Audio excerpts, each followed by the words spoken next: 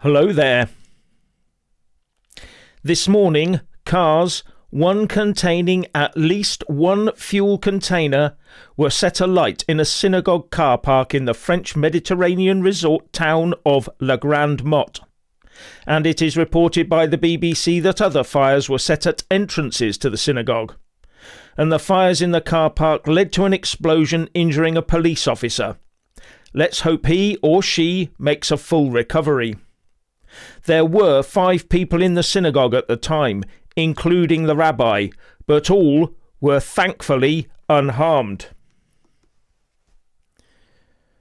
Police sources told French media a man caught on CCTV setting fire to the vehicles was carrying a Palestinian flag and possibly a handgun. Well, quelle surprise. And if that turns out to be fake news, then that fake news originated from the BBC that is so highly respected and can therefore never be questioned, especially its verified Department of Truth. So don't come after me. Other reports suggest the perpetrator may have been trying to break into the building, but failed to do so. And the Jewish community leader there, Jonathan Arfi, said it was an attempt to kill Jews and appeared to have been timed to target the Saturday morning worshippers. And this comes at a time when Jews must be feeling extremely exposed to danger, with maybe their only safe haven now being Israel itself. And this incident comes within a few hours of the Solingen knife attack last night, which left 3 people dead, where the German police still haven't told us anything about the suspect or the motive. Although the German police are reported to have arrested a 15-year-old boy who knew the attack was coming but had not alerted the police. But they still say the identity of the perpetrator remains unclear. And I bet the far right will still be the main target for the UK police, even in the face of these 2 attacks on the European mainland last night and this morning. And be in no doubt, had that occurred in the UK, the security services would already be bolstering up defences around, yes, you got it, the houses of worship for another specific demographic, in order to protect them against a far-right backlash. At least the French authorities are investigating this latest incident as an attempted terrorist murder. And they're also reassuring the Jewish community that all is being done to keep them safe, with the French Interior Minister saying that security around Jewish sites will be reinforced. While in the UK, the courts will still be churning as many of the far right into prisons as possible.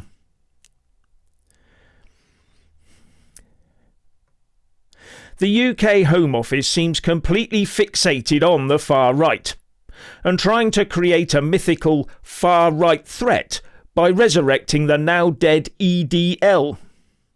Not only that, but the UK Home Office head civil servant Matthew Rycroft congratulated his staff by email, saying that the last few weeks had shown his department at its best. All about the protests and riots. Whether in the way that we have supported the police on violent disorder, arranged funding for the security of places of worship, or communicated with the public via a multilingual social media campaign, we have demonstrated how we are building a stronger organisation that is making us more resilient for the future challenges, he gushed. But nothing about the accelerating knife crime, zilch about the out-of-control shoplifting, and a deafening silence about the endless rubber boats, and a total deafness to the concerns of the ordinary integrated citizens who pay the bills. Now, Robert Bates, Director of Research for the Centre for Migration Control, got it right when he told GB News, It is impossible to find an organisation less worthy of self-pride than the Home Office. Since the election, it has granted a record number of asylum applications, disclosed that it is now spending £5.4 billion a year on illegal migrants, cack-handedly dealt with a period of social unrest, and released figures showing it handed out 1.2 million long-term visas to migrants. It is hard to fathom what service it is providing the British public at this stage. Our police forces are neutered, our prisons are releasing prisoners, our borders are open, and our country is less safe than at any time in recent memory. But that, dear viewer, is exactly what our new Labour government and the civil service want, isn't it? The Home Office is not fit for purpose. The Home Office should now be renamed the Away Office. So what do you all think about this?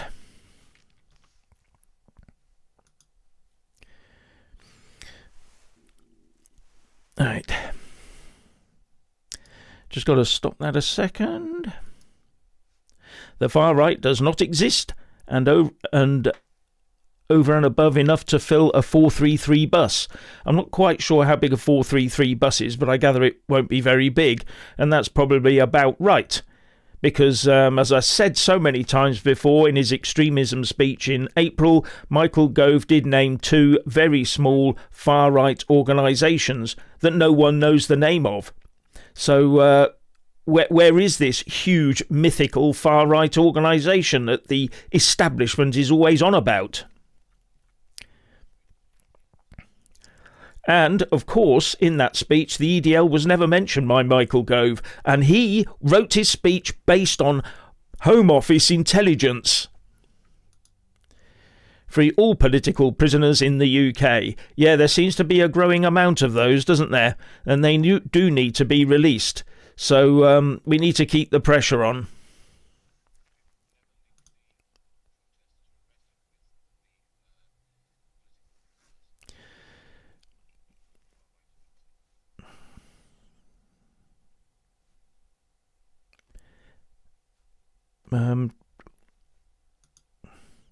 Europe gets better every day. WEF. Yes, everything we see now, we see the hand of the WEF, don't we, and the United Nations, and all these bodies of people that we have absolutely no accountability for. They just do their own thing. Our politicians and the rich people all go over there, bosses of banks, a lot of these senior civil servants, politicians, and big corporate bosses, they're all over there, especially at the WEF, because that is the joining together of the big corporates and the government, all for the greater good, according to the Davos bosses.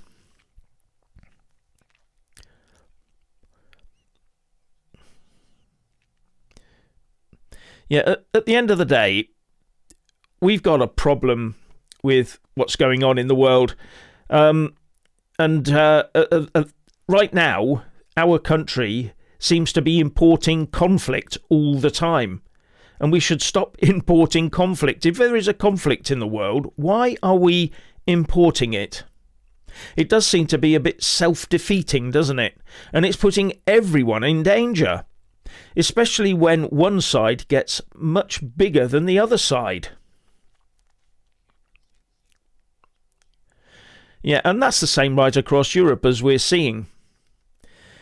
Deport and show no mercy. Well, I'm afraid that's not going to happen. We're not going to be deporting many people at all. Yvette Cooper can say all she likes. It ain't gonna happen. There was an article in the Telegraph today, and I cannot remember who wrote it, and that article was talking about that being just about the only option left to us. I don't know whether that was a kite being flown or what, but he did actually allow comments on there, and some of those were very juicy. So, yeah. The scary thing is that Starmer wants to keep this sort of thing secret, we have a right to life. Yes, we have a right to life, and we do have a right to information. But this is all being kept from us. And as you can see from the German case, I get the sneaky suspicion that someone somewhere does know a lot more about that case than they're letting on. But they're not telling anyone, and that just leaves the way open for so many or so much misinformation, disinformation and malinformation to get in there. And it's not the far right that's doing all that. It'll be other players trying to destabilise our country. The people that are labelled far right want to keep the country stable and going forward in a conservative with a small c fashion. It's everyone else, all the others on the other side, who are trying to destabilise the country. Standing together is the only way, but you are all too self-centred. Yes, there's a lot to be said and agreed with there. So many people now look at themselves as the centre of the universe, and that's it. They have no idea of sort of social cohesion, no thought about the country as a whole and where we're going, and no sort of vision for the future, or even fears of the future. Is more about what can I do Saturday night tonight. So I think there is a lot to be said there. We need to have a lot more social cohesion, and that is being torn away from us.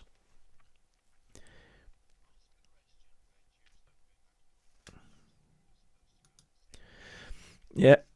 And this point today about this attack this morning, where are the Jews meant to go? If they can't live safely in all the countries around the world, where are they meant to go? Every single place they've been attacked. And then when they defend themselves, they are suddenly the aggressors, and everyone else is the victim.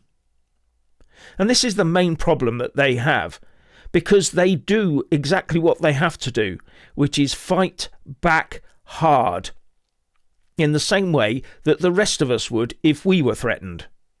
We would fight back hard. And we're going to have to fight back hard. And Israel is fighting back hard. It was viciously attacked.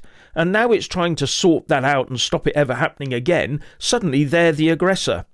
And everyone else is playing the victim. So where are the Jews meant to be going?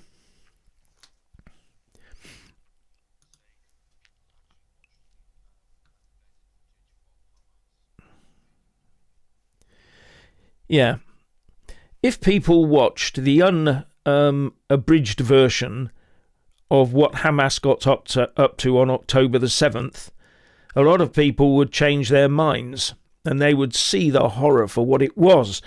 And there's a lot of lies going around out there saying that, that the Jews did it to themselves just as an excuse.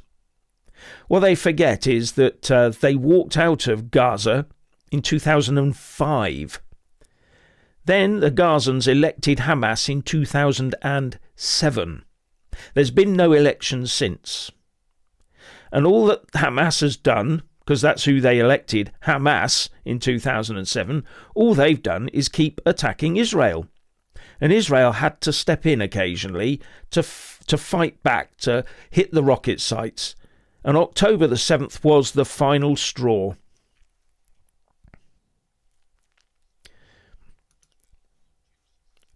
Yeah, that was the largest attack on Jews since the Second World War. We told God to leave the country, and he has. Yes, we also told him to get away from the classroom, didn't we? Get away from the universities. Get away from basically everything. Yeah, and the judiciary. But isn't the king crowned by a Christian archbishop? What went wrong there then? I mean, the whole point of him being crowned is that it legitimises his position, because he is not crowned by us, crowned by God. That's what that's meant to signify.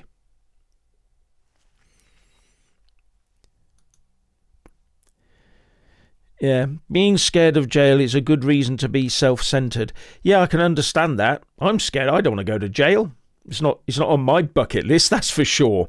And I don't think it's on many people's bucket lists. That's why I try and play it a bit safe on this platform, like many do. And we just go with it and we try to push the envelope a little bit. But I don't want to go to jail, nor does anyone else. But we must all be prepared to voice our opinions as best we can without breaking the law. But the trouble is the law is sort of being morphed into a 1984 setup, and I understand that. But we must keep going. We must fight back. And the only thing we've got at the moment, the May elections next year, hound Labour, Lib Dems, Greens and Tories out of every single council office we can. Oh, thank you to iDoppler again for your contribution. Thank you very much.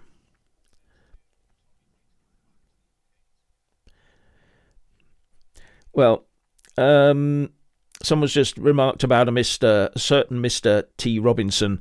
Yeah, he will be coming back, I'm sure. But, yeah, because I've heard a few rumblings on the grapevine, so to say. But I just wonder what will happen when he steps into whichever arrival lounge he arrives at.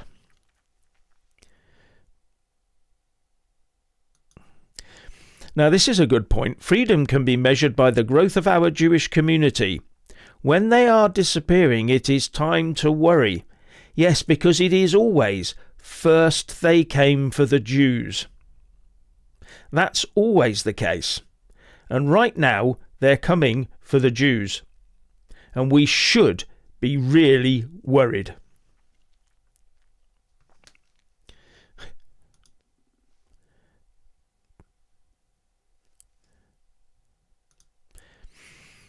I'm leaving as no one is replying. Does that mean you're leaving the country or the live stream? I'm not sure about that. Well, yeah, we do try to get round and talk to everybody, but it is very difficult.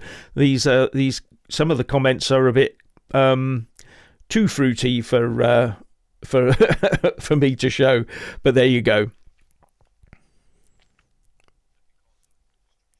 Yeah, the algorithm cuts in on certain things, certain phrases, so I'm very alive to that as I'm reading the comments before I put them up. It's happened once or twice before. We let 1-2 word comment go through, and that whole live stream was demonetized. So it just shows you what happens immediately. So you've got to be very, very careful. And demonetization is important in its own way because it sends a signal. And it starts getting people looking at your channel, so from inside, and that's the last thing we need. Israel is fighting for our freedom. Absolutely, yeah. And it really is quite galling that they've been left to do it on their own, really. We know the main players there: Iran, bit of Russia, North Korea, and the rest of it. We all know that, and China. They're all playing behind all this, trying to destabilise the West. And the big coup for them is if they could wipe Israel off the face of the earth. And that's exactly what Hamas, Hezbollah and the Houthis want. They don't want a ceasefire unless it's a temporary ceasefire to get them back in the fight of destroying Israel. Be in no doubt about that. There is a Muslim Brotherhood document from the 90s, I think it was. If you read it, it's blood-curdling. They just want to basically destroy Israel and kill every single Jew. And guess where Hamas was derived from? That's correct, the Muslim Brotherhood. They watered down their declaration in 2018, I think it is. But even then, they talk about no Israel, just Palestine under an Islamic state. A one-state solution. They don't want a two-state solution. They want a one-state solution. And that's where all this from the river to the sea comes from.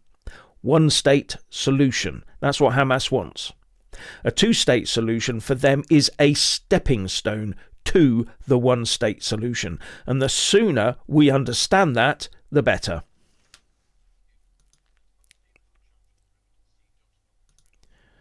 Oh, yeah. And of course, those who go around glibly screaming at the top of their voices in London from the river to the sea, most of them, if you ask them which river and which sea, they'd look blankly at you. They wouldn't know.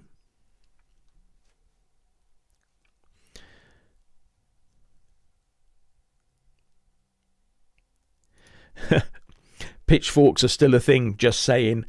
Yeah, I've said this before, that politicians should only be one pitchfork away from the people at all times. The way they get around this is they set up quangos, these and foreign, big international organisations in foreign lands, and then they hand them power.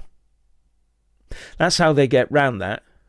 That's how they got round it with the EU, the UN, the World Health Organization, and all the rest of it. All these little offices with little people in them that you never heard of, you can't vote for, you just pay their wages and do as they say. And they're appointed by appointees. So it's not like they're directly appointed, they set up appointment bodies to appoint the people. So the politicians get further and further away from the ramifications of what they do. And that should not be allowed. That's why every single time they come to power, they say, we are going to clear out the red tape and the quangos, don't they?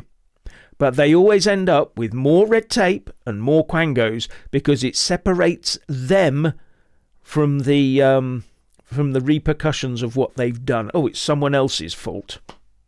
They're masters at it.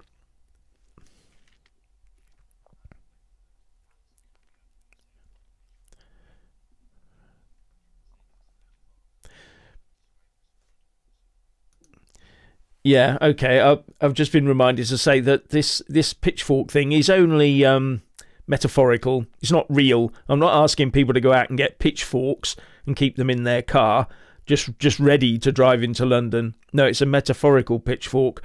They should be directly accountable to the people, with nothing in between them and us, apart from a few civil servants who should be able to be sacked. And that's another problem we've got. The people who make the mistakes, as in the private sector, you'd be gone in a heartbeat. Well, actually, under Labour, you won't. Labour wants the workers to have exactly the same rights of not being able to be sacked ever for doing anything now. It's just ludicrous. Tell them Tommy is coming home in a dinghy. Well, that's probably the safest route for him. But yeah, joking aside, yeah, that's going to be an interesting date. Let's put it that way. Oh, thank you to Lambo for your contribution.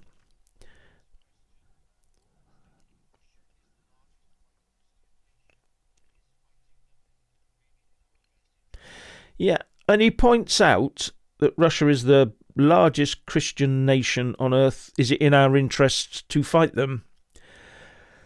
That's a good question, and it's something I will admit that was worrying me when I found out just recently that Ukraine, Zelensky, has actually banned, I believe he's banned, the Orthodox Church in Ukraine.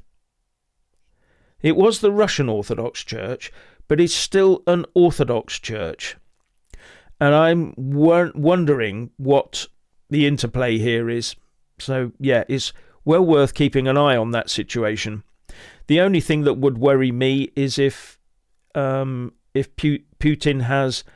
does have any ambitions outside of Ukraine.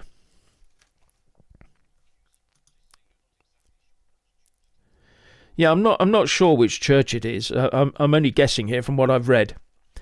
So anyway, yeah.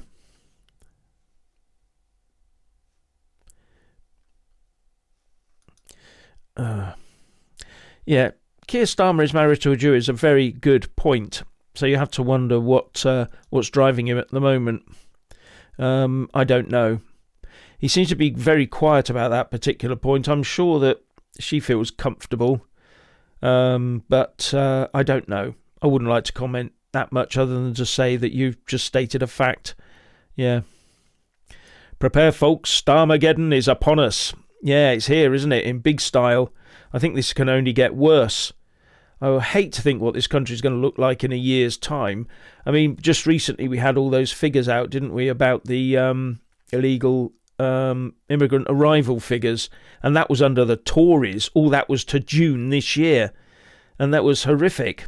And now we're going to see more of it. I'm absolutely convinced, because the numbers that Yvette Cooper is talking about sending back because they've failed their claims are very small compared to what's coming in.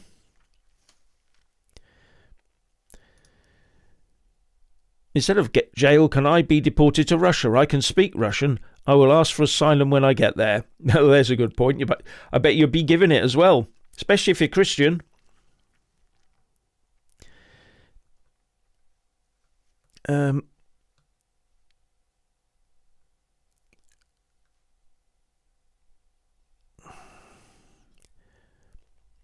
Yeah, just thinking about that, I think that we shouldn't just give up on Britain yet.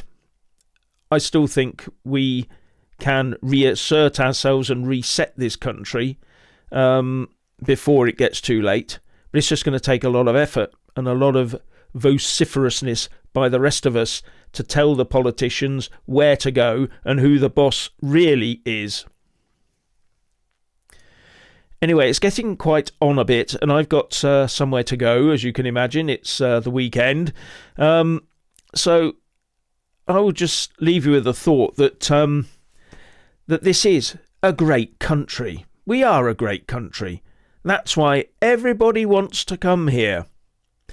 The only trouble is that when they get here, for some reason, they then reject the flag that gives them sanctuary. And that's the worrying thing.